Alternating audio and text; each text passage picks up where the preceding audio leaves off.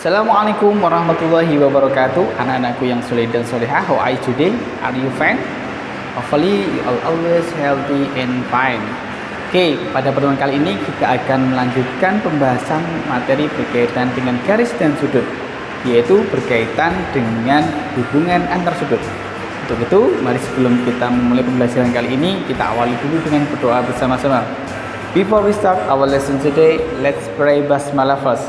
Bismillahirrahmanirrahim.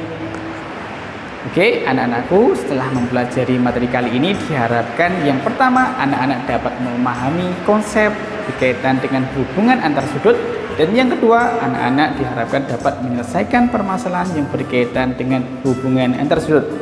Untuk itu, mari langsung saja kita simak penjelasan berikut ini. Check it out. Anak-anakku yang soleh dan solehah, sebagai pengantar untuk materi kali ini, mari kita simak gambar-gambar berikut ini.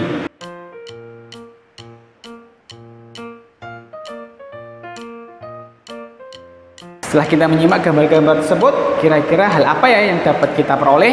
Kira-kira apa hubungan antara besar sudut X dan Y atau besar sudut T1 dan T3? Nah, anak-anakku, pada gambar-gambar tersebut perlu diketahui bahwa terdapat beberapa hubungan antar sudut, antara lain sudut berpelurus, sudut berpenyiku, dan sudut bertolak belakang. Nah, pada kegiatan kali ini kita akan mempelajari ketiga bentuk hubungan antar sudut tersebut.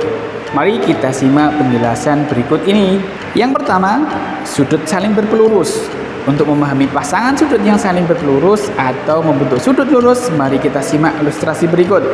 Diberikan dua sudut ABC dan sudut QPR seperti pada gambar. Selanjutnya kita impitkan kedua sudut tersebut sehingga titik B berimpit dengan titik P dan garis BC berimpit dengan garis PR. Lalu amati apa yang terjadi. Apakah AB dan PQ membentuk garis lurus? Nah, jika iya, maka sudut ABC dan QPR saling berpelurus yang membentuk sudut 180 derajat. Sehingga dapat kita simpulkan bahwa dua sudut dikatakan saling berpelurus apabila jumlah keduanya adalah 180 derajat. Sebagai contohnya, ketahui pada gambar tersebut bahwa besar sudut PQS sama dengan 6X, sedangkan besar sudut RQS sama dengan 60 derajat. Tentukan nilai X yang memenuhi gambar tersebut. Berikut ini adalah alternatif penyelesaiannya. Karena sudut PQS dan sudut RQS saling berpelurus, maka sudut PQS ditambah sudut RQS sama dengan 180 derajat. Sehingga diperoleh 6X ditambah 60 derajat sama dengan 180 derajat. Akibatnya 6X sama dengan 120 derajat. Sehingga diperoleh X sama dengan 20 derajat. Jadi nilai X yang memenuhi adalah 20 derajat. Anak-anakku yang soleh dan solehah, selanjutnya hubungan antar dua sudut yang kedua adalah saling berpenyiku. Untuk memahaminya, mari kita simak ilustrasi berikut ini. Diberikan dua sudut QPR dan sudut BAC sebagai berikut. Selanjutnya kita impitkan kedua sudut tersebut sehingga titik A berimpit dengan titik P dan garis PQ berimpit dengan garis AC. Lalu kita ukur besar sudut BAR menggunakan busur derajat. Amati apa yang terjadi. Apakah sudut BAR besarnya 90 derajat?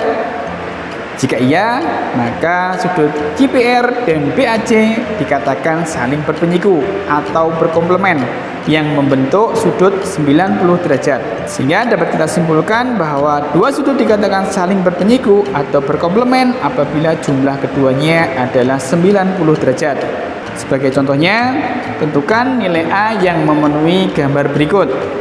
Untuk alternatif jawabannya, karena sudut ABD dan sudut CBD saling berpenyiku, maka sudut ABD ditambah sudut CBD sama dengan 90 derajat. Sehingga diperoleh hubungan 3A ditambah 2A sama dengan 90 derajat. Akibatnya 5A sama dengan 90 derajat. Sehingga diperoleh A sama dengan 18 derajat. Jadi nilai A yang memenuhi permasalahan adalah 18 derajat. Nah, selanjutnya hubungan yang ketiga adalah sudut saling bertolak belakang. Dua garis lurus yang berpotongan membentuk 4 sudut pada titik perpotongannya seperti yang ditunjukkan pada gambar berikut, di mana keempat sudut tersebut membentuk dua pasang sudut yang disebut sudut saling bertolak belakang. Dalam kasus ini, dua garis AB dan CD berpotongan di titik O. Hal ini membentuk dua pasang sudut yang saling bertolak belakang, yaitu yang pertama pasangan sudut AOD dan sudut BOC, dan yang kedua pasangan sudut AOC dan sudut BOD. Perlu dipahami anak-anakku semuanya bahwa besar sudut-sudut yang saling bertolak belakang adalah sama. Sebagai contohnya, perhatikan gambar berikut ini. Tentukan nilai dari X ditambah Y ditambah Z.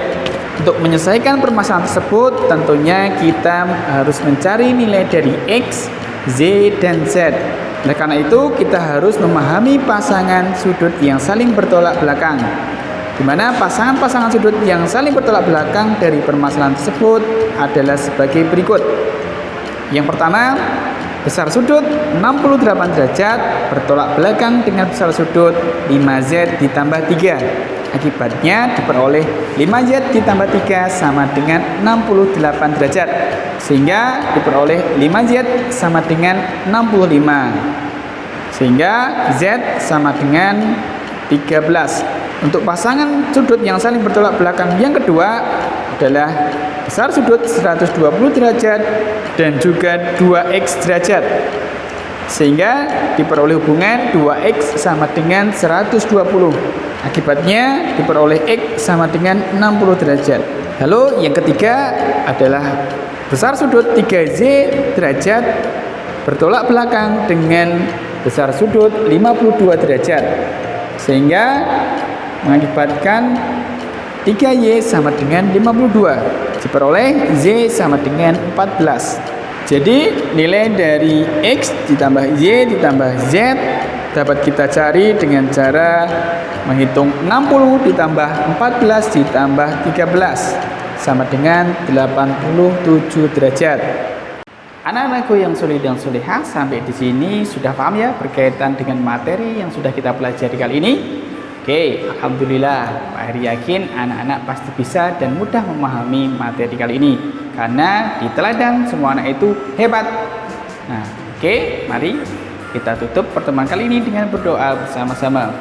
Before we close our lesson today, let's pray hamdalah together. Pray begin. Alhamdulillahi Rabbil Alamin. Thanks for the attention and see you on the next lesson. Pak Heri akhiri. Wassalamualaikum warahmatullahi wabarakatuh. Bye-bye.